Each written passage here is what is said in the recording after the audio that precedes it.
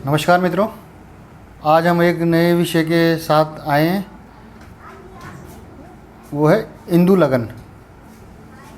प्राय हमारे जो ज्योतिष शास्त्र हैं, जो प्राचीन ग्रंथ हैं, उसमें बार बार इंदु लगन का उल्लेख है। कई जगह इसको धन लगन के शब्द में प्रयोग मिलता है। वृत्त पाराशर होरा शास्त्र में इसका विशेष चंद्र योग के नाम से भी कहा गया है। इसको इंदु का जो मतलब होता है वो चंद्रमा होता है। इस जो विशेष जो ये लगन है, जो इंदु लगन है, इसके अंदर जो जातक या जातिका का धन संपदा ऐश्वर्य, मतलब कोई आपके पास आता है कि साहब कि मेरे पास कितनी धन संपदा होगी भविष्य में, तो अपन इंदु लगन के माध्यम से ये पता लगा सकते हैं कि भाई जाते के या जातिका के पास किस समय में धन आएगा या वो भी धनवान है या नहीं। तो मतलब जो ये लगन है, इससे अपन मोटा मोटा ये समझें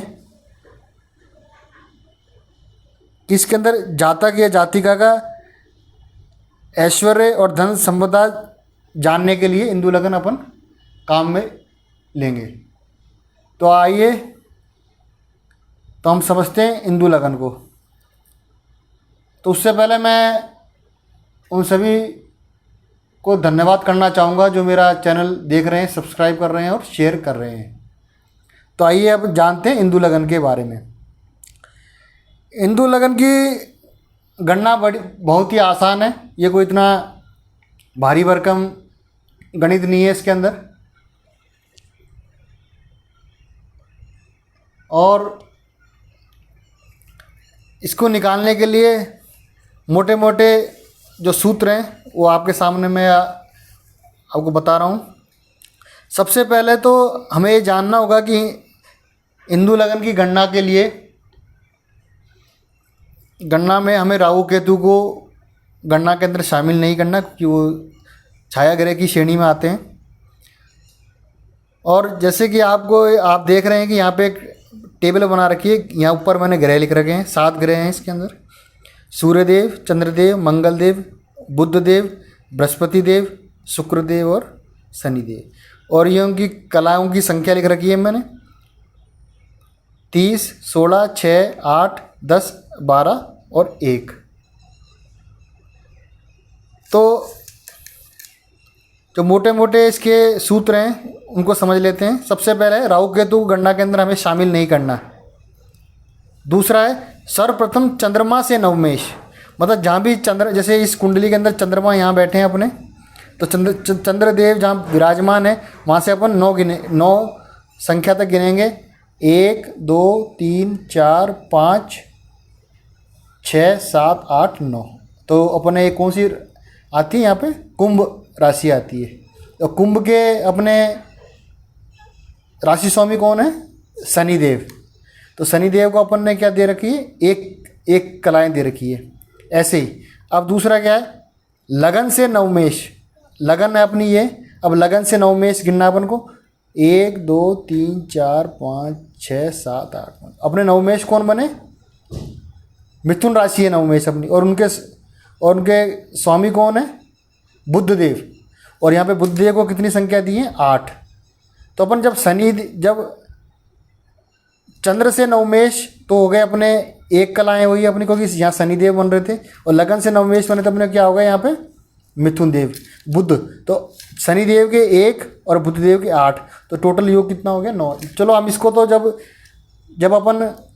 जब हम लोग इस उदाहरण से समझेंगे, जब समझेंगे, लेकिन इसमें क्या होगा? 1 + 8 को 9 जोड़ लेंगे। अब आगे चलते हैं।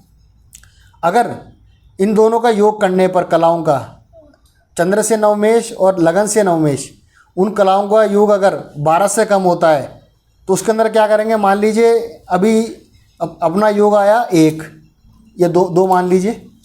तो जहाँ चंद्रमा बैठे हैं तो 1 और 2, तो यहाँ पे इंदु लगन हो जाएगी। और मान लीजिए योग अगर 1 ही होता तो अपन यहीं बैठा देते हैं उनको, और 3 होता तो 3 आता, 1 2 चंद्रमा से 1 2 3 तो यहाँ हो जाती, 4 होता तो फिर चंद्रमा से 1 2 3 4 बता दी। ये तो सिंपल होगा क्योंकि इसमें 12 से कम है। बाई चांस अथवा 12 से अधिक होने के योग में 12 के गुणांक इस प्रकार क्रम को इस ये संख्या 12 अथवा 12 से कम रह जाए। मतलब ये अगर ज़्यादा आ जाए अपनी, मतलब मान लीजिए ये योग इसमें तो आया, अभी मान लीजिए किसी का योग आ गया ज़्यादा का मतलब किसी का योग आ जाए अपना कितना 24, तो 24 तो राशियाँ होती नहीं अपनी, तो अपन क्या करेंगे इसके अंदर, तो 12 माइनस 24 तो फिर ये 24 आ गया।